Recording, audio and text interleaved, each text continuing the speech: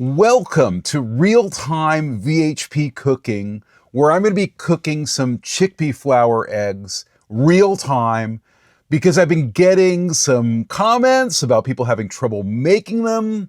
I've seen people in real life complain about it, that they've been having trouble making chickpea flour eggs.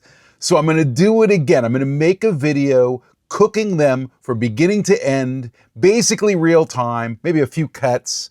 But I'm going to show you what it takes to make vegan eggs and what I go through when I'm cooking these things. Okay, so basically it's a 1-to-1 chickpea flour to unsweetened plant milk mixture. So if you're using a cup of unsweetened plant milk like almond milk or oat milk, it's also 1 part chickpea flour. I'm also adding some spices. I'm adding some turmeric, some onion powder, garlic powder, a little bit of tapioca starch.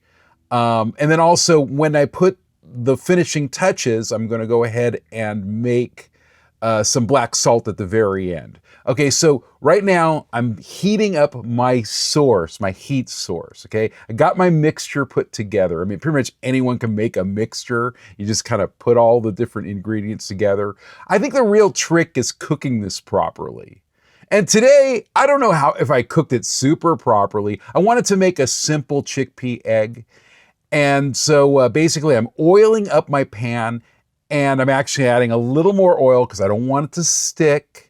And this pan's kind of messed up. It's kind of got a weird little dome. It's not proper. So I have to sort of utilize what I have, but also understand the ingredients I'm using so that I can cook it in a proper way. Okay, so right now I'm taking my chickpea flour batter mixture and I'm putting it on the pan, and I've heated the oil so it's kind of has more of a liquidy, watery vibe.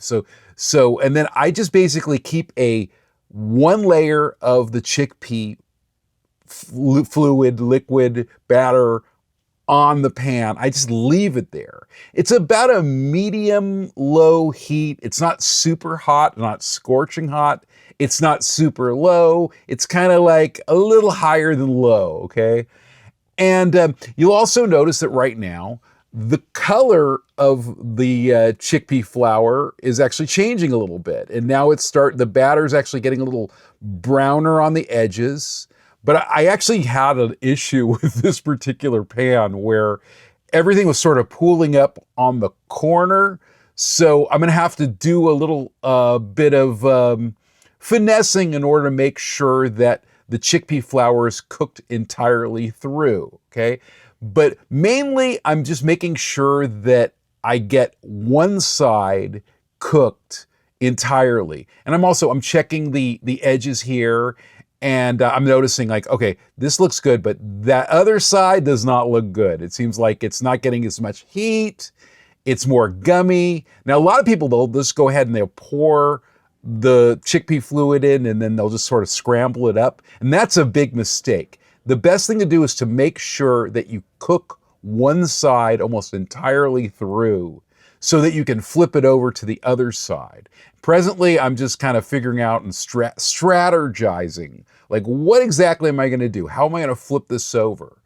And I believe what I do is I decide to cut it in half. You'll see, I'm foreshadowing.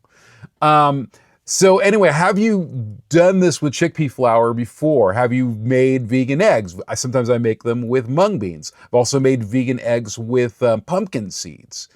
But pretty much when you're using this kind of chickpea flour, mung beans, it's basically the same kind of cooking technique.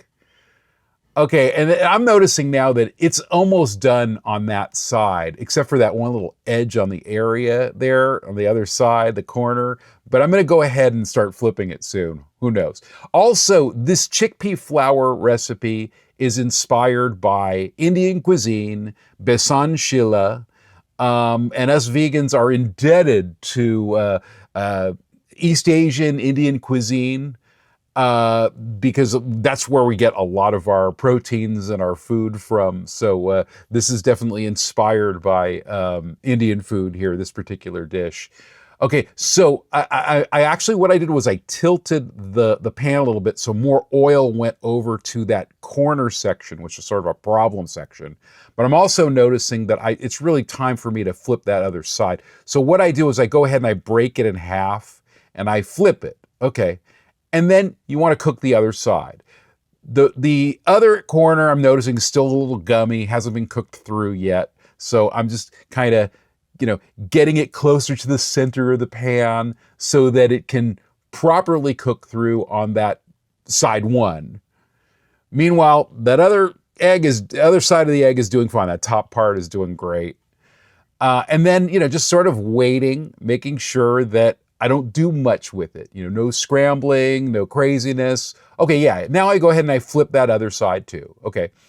And then what you want to do is basically cook the other side for another 3-4 minutes. It's pretty much, done right now, but I want to make sure that I like to give it a little crispiness.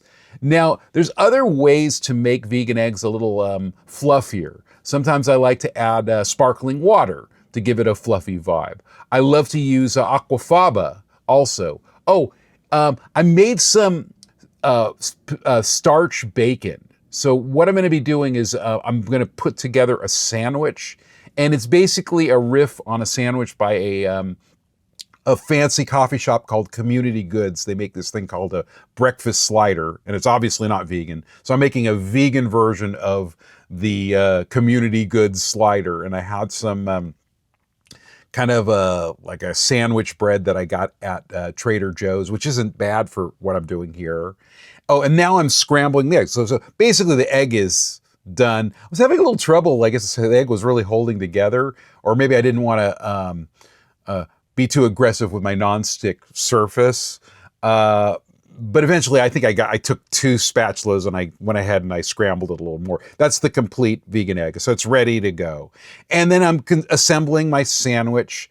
There we go. I brought it back down. Okay, I had a toasted bread, and then I made a mayo with some jalapeno, and here it is. There, jalapeno, and then I'm adding the vegan egg to it. And then, I also have a great video where I talk about how I made this vegan bacon. I also melted some vegan cheese on the bread. Wow, it's like deja vu all over again.